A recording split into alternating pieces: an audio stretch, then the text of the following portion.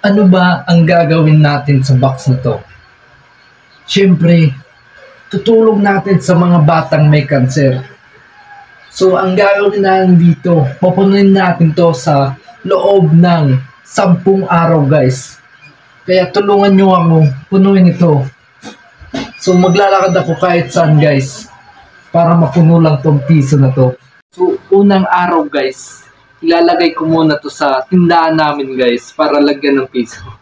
So, ilalagay ko na, magugulat sila bakit may box na doon sa tindahan namin.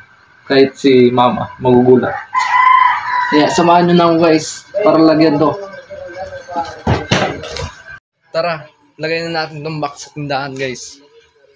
So, ilalagay ko na dito. Sa tindahan namin, itong box na to, para lagyan na nila. So, dito ko lang sa unahan, para mamasok agad nila, guys. Dito ko na sa unahan. Nilagay ko muna, guys, sa tindahan namin ang box, guys, dahil hindi pa ako makakapaglakad dahil wala pa akong kasama. So, dyan ko muna, guys. Ilang oras na, guys, wala pang bibigay. Baka wala na talagang bibigay dito dahil naninibago sila. Bakit may box?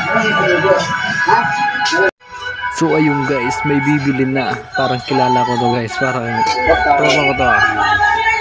Oops, tinignan niya. Ano po, mabakalan mo?